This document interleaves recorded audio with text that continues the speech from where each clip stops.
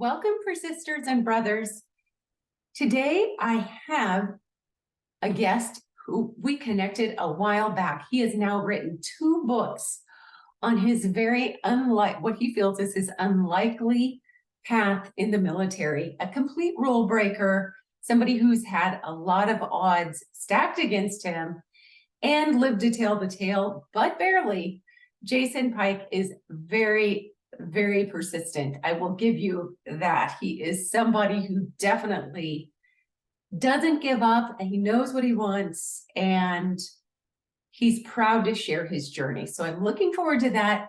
Just letting you know, a quick little update. I think I am scaling back on show notes a little bit, and I don't know if you've even noticed it, but I'm not scaling back. I'm trying to find ways to get things done that happens quicker. And I have just been experimenting a little bit with different mechanisms to automate both my emails that come out maybe once, twice a month right now about my writing and guesting on podcasts and this podcast and whatever else is happening. So let me know if you see a difference. Also, for my patrons, I'm about to share what I have learned in a class I took on artificial intelligence and how to enhance our lives without becoming robots.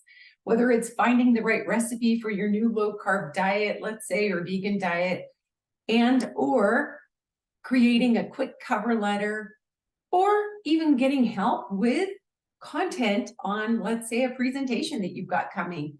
How to use artificial intelligence, but then insert yourself into it so it's definitely your work. It was such an inspiring class, so I can't wait to share it with patrons. Join me at patreon.com for $2 or $5 a month. I'd love to see you there. Always find me on my author page, and thanks for being here as ever. I really appreciate you. And as we gear up toward the holidays, just know that your presence is a gift. And I hope that this podcast is one as well. Your shares, your ratings, your emails, it all adds up. And thanks for being a gift to me. So appreciate you so much. All right, let me put you on pause for just a tiny second. Jason Pike, thank you so much for being here today on Persistence U. And I was just looking at your new book, A Soldier Against All Odds, a brutally honest tale of a soldier's unorthodox life, a rogue career, and an often maverick character, not easily aligned with the military credo. So I see the book in the background. If people are watching on YouTube, thank you for your work and for what you're doing here. Sure, yes. You're welcome. I'm happy to be on your show and to break it down for you a little bit and tell you some stories or two. What is the thing, when you look at your life, like what is the experience, if there's one above others, that's just like bisected your life? There was life before this happened and life after, and everything changed and sort of started informing who you became. Well, yeah, it's really, this story is about survival, persistence, never giving up, and a wild type of a story in the military. So I retired as a senior manager. I made it up to a lieutenant colonel, which is basically a senior official in the government and the military. But that one point when I was 17 years old and I went to a criminal correctional facility, not that I did anything criminal, but, you know, in the military, I joined really young because I had failed the first grade of my schools. I was not a great academic type of guy, even though I got 3 college degrees. Or English is I failed English, matter of fact, even though I'm a national best-selling writer. But no, that really, truly, it was when I was 17 years old. I went to a criminal correctional facility and they beat the hell out of me. And we made big rocks into small. The reason I was there was I went through basic training and I was not able to drink the water coming out of the fire hose. It was coming out too fast. I'm a slow processor. And so it takes me longer. I mean, that's been determined by 3 different officials, actually. But I know. So, yeah. And so they said, well, you can't adapt that well. So we're going to send, and this doesn't really happen. It happened to me, but it doesn't happen in the military. They sent me to a brig. A brig is a criminal correctional facility at Fort Sill, Oklahoma. Okay. And it was just a different level of hell. It was more making big rocks into small rocks and climbing on rocks and getting yourself all cut up and bruised to where your clothing is all hanging off of you and there's blood everywhere. And they were trying to do that as a scared straight tactic, and I didn't give up. And one guy did, and I stayed in. And I thought to myself, I know these officials in high school, my counselors, and all the tests say I can't go to college and be nothing, but I think I'm going to try. I was only 18. I just turned 18, so I didn't really. Something was forming in me, and I didn't know what it was, but I was going to pursue it and say, well, I think I'm going to go to college. I might have to go to a junior college where they'll take anybody lame, lazy, or crazy. And that's kind of what I did. Everything was from the bottom, and it was just that inch up with a lot of wild stories in the book, a lot of crazy stuff in there.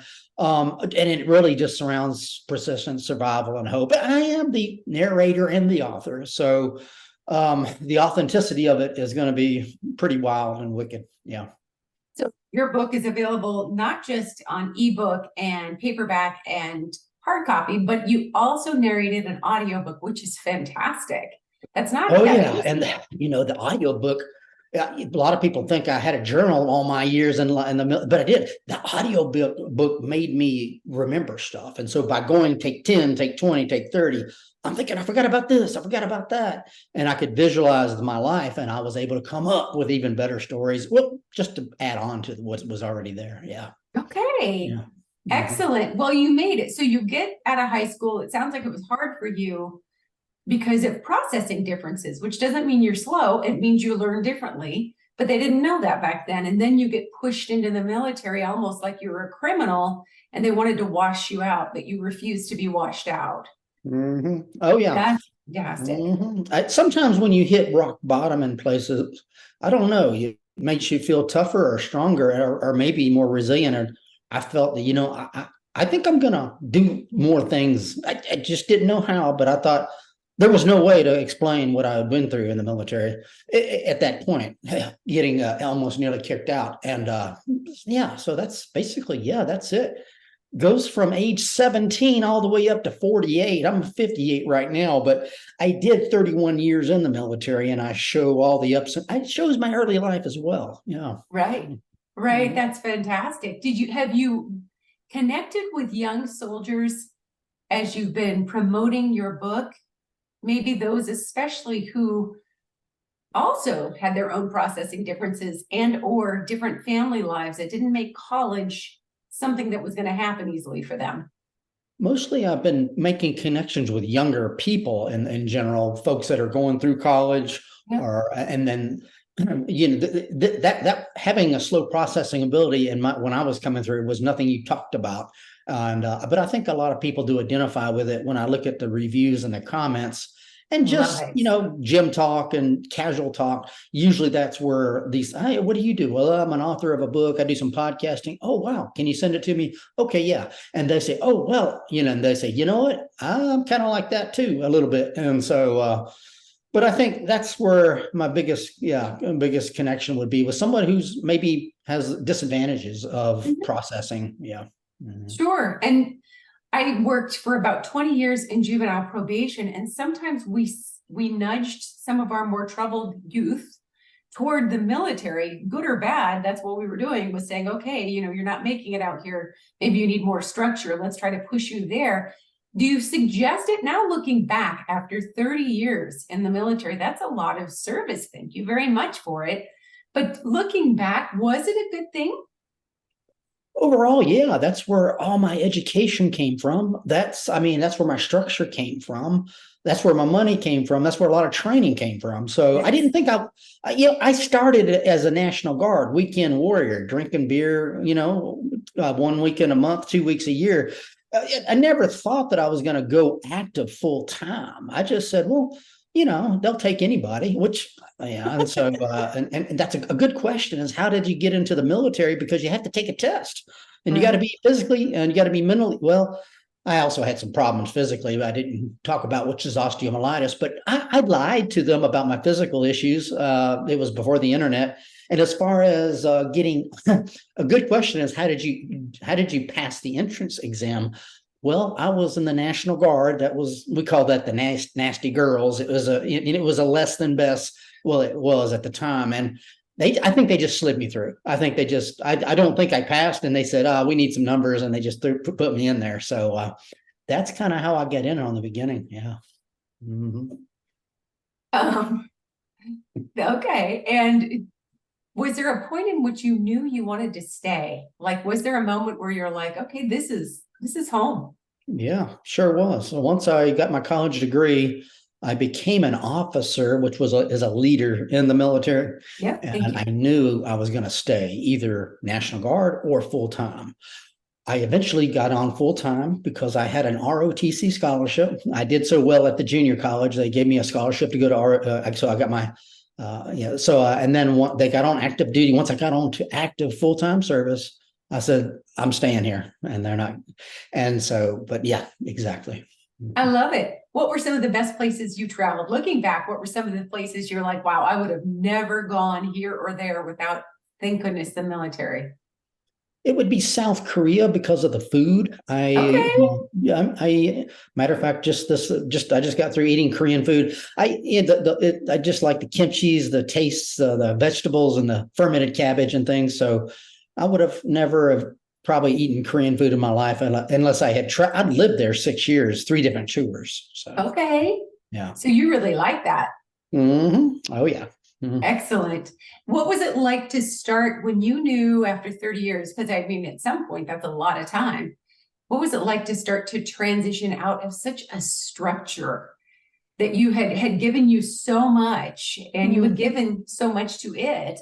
You know, what was it Yeah. like to transition out of Yeah, that? And how did you do it? transition for me was a difficult. I had developed post-traumatic stress. Some people call it post-traumatic growth, but I was burned. I had gone to the point of walking like a zombie, and I knew I needed medical help. Also, I went through the they have transitional programs, and I went through, like, I'm a slow processor. I went through that about 6 times to try to understand what to do when I get out. And for the most part, I just wanted to seek medical help, mental health. And that's what I did for probably 2 years, and until I got a job. And I got a job with the Centers for Disease Control. I'm not there now, but I did that for a little while because of the COVID outbreak. And I worked from home. And then I started working on my book, and I dropped that full-time gig with the government to pursue my passion with these stories and books and podcasts. Yeah. I love it. How did that incorporate into your healing journey? That was part of healing as well, because I vomited up a whole lot of things, and I have to talk about a whole lot of things over and over and over. And if you just keep expressing it over, it's like, you eventually you'll get it out, and you'll be able to understand it and process that out. So I did that with counselors, and when I got out, and then I started writing a book and then getting it out there. And matter of fact, it was a tough process. It was a tough process to see it out, because I'm scared. What is everybody going to think about me when I got all these hidden skeletons everywhere? And you have to go through that and feel comfortable with that. Got to learn about the statute of limitations. If it's okay, so many years has gone by, it's okay. And then change some people's names, and because I'm afraid people might come back and want to kill me or hurt me or something. So I have to go through that process, and a lot of fear and anxiety are built up just by putting the book out. And that's separate than just looking at your own life and having to relive it. Yeah. Mhm. Mm-hmm. Interesting. Did you find yourself having more empathy for people that maybe you didn't even like before you were writing the book? Well, I had a problem with my mother always, but after I wrote the book, I come to terms with her a lot, even though she's passed away. But once I had to research some of her background and some of her skeletons that I didn't realize that she had in the closet, then I thought that, I came to terms with her. I'm no longer mad at her anymore like I used to be. And so I got over that. That was a big one. And some of the past issues I've had, maybe my few of my enemies, I've come to terms with them more. I would not want to see them on the side of the road, but I have come along a lot longer towards healing with them. Yeah. I love that. That's baggage you made a decision no longer to carry through life, in a sense. Mm-hmm. And writing helped you lighten the load. So I really think that's fantastic. It's just interesting because a lot of people want to write their stories, and I think it's not therapeutic for everyone if they hadn't had the help like you did. You went to therapy first and then were able to do this. But I think it's such an important part of healing if you have that support. Yeah, What's and been you may not want to publish it on Amazon. You may just want to have it for yourself and have a right? legacy, maybe in your wherever your bank deposit box is, certificate, and so maybe something for the family. But yeah, yeah. So, but no, that's been a blast. It's been a blast. It's been a passion, and I've got 2 books out. One's like you're talking about, the one with the wild and crazy stories for everybody about persistence and survival, is A Soldier Against All Odds. And then another one, maybe not for your audience, is more for veterans, and a veteran self-help guide. It I would love be, it. transitioning out of the military and getting your Out of the uniform, back into life, right, back back into into civilian civilian life. life. So more of I a love that. self-help guide, real short. So yeah, so that's kind of those 2 books. And in my future, I've got other ideas. What this has done is the creativity part. There's not a whole lot. You got to do what you say. In the military, you do what you say. So there's not a lot of creativity involved too many times, but the creativity has started with me. So by doing that first book, and then just because I've done it, then I start thinking of these other ideas and things that I can do, other books and things. So yeah, that's kind of what I've got going on.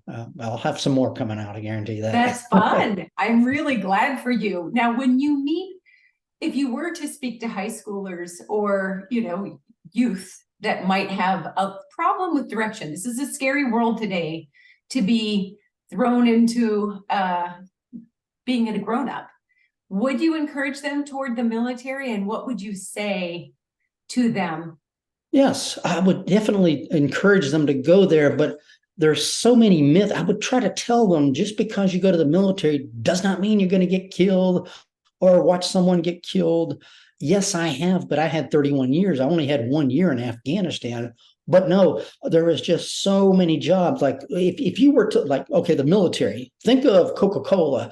If you worked for Coca-Cola, it doesn't mean you're going to be driving a Coke truck. There's just so many positions out there that you may not touch a weapon every 6 months. There's just so much out there. And I would say that open your eyes a little bit more, and you can go into the organization and transfer like I did, because it's such a large organization. You go in, you don't like something, you can wait a little while to get something else. And even if you don't like it, you're considered a respectable member of society. You'll get some priority placement because you're a veteran. Veterans have priority placements in a lot of different jobs. It could be with the government, the police, or any other thing. And so it's a respectable place to start. And because once you get out, you're considered a veteran, and you've got experience, and you've probably got some schools as well. And so it is a lot of employers want folks who have been drug free and have had accountability, and they've had a lot of the training that they don't want to have to do to, you may have a security clearance or a higher clearance. There's a whole lot of things that the military may give you, and college, and a lot of college benefits, either when you're there or when you get out. A lot of good habits, hopefully, a lot of discipline. Mm-hmm. So that's fantastic. And for our listeners who have kids who are reaching adulthood, that's just something to think about. I like that you brought up the point. Not everyone's going to be on the front lines. No, there are a lot more options. Oh my gosh. When I was in Afghanistan, about half of the people there were not even military. They were civilians. They were support civilians, contractors and things. But no, really. With the tip of the spear, I think it's about 90% of everybody in the military does not shoot or get shot at. They're all backing up the tip. Think of a spear. Most of that tip is somewhere in the rear, That's just the way it is. Yeah. Excellent. I mean, that sounds really a lot more hopeful than a lot of us would know. So thanks for breaking that down. I appreciate it. So where can our listeners get to see more of your books, maybe sample the audiobook clips, and get to know about what you're working on next? Yeah, jasonpike.org, jasonpike.org. That's where all my social handles are at. That's where the 2 books are at, and I got some blogs there. But yeah, jasonpike.org. that's where the next books will come out. It's all on Amazon. I'll put it on Amazon. And so you can find it there and the reviews there. And if you could leave me a review, even if you hadn't read the book, I'd appreciate it. But no, that's kind of what I'm doing. And that's where you can find me, jasonpike.org. All right. Thank you so much for being here today. You're welcome. And I really wish you all the best. That is an exciting story. And with it, you're a really good ending. I'm happy for you also to find your passion after having transitioned out of the military after so long. To find something this exciting for your next chapter is really fantastic. Yes, it is, Elizabeth. Thank you. Thanks for being here. All right. You have a good one. Bye-bye. One awesome thing that Jason and I spoke about just as he was getting off the podcast is his second book is all about helping veterans access the benefits that they have earned and that they deserve. And if you've dealt with the Veterans Administration, if you have friends who have, sometimes it's such a big group of people to serve that they don't always get the information about those benefits. What about housing help? What about mental health benefits? What about great discounts on some things or retraining opportunities? All of the wonderful, wonderful things that our veterans really, really deserve to have. Well, he's done his best to include all of the relevant links because transitioning out of any career is challenging. Transitioning out of a life position like parenting, if you're facing empty nesting as an example, that can be a real challenge.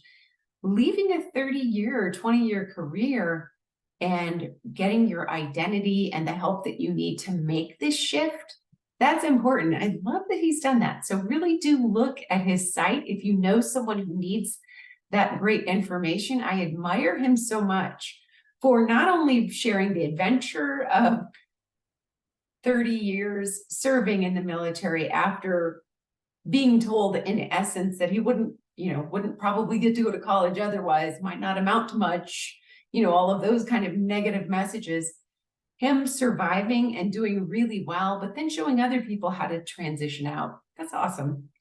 Hope you have a fabulous week. Thanks so much. And I will see you next time. Take care.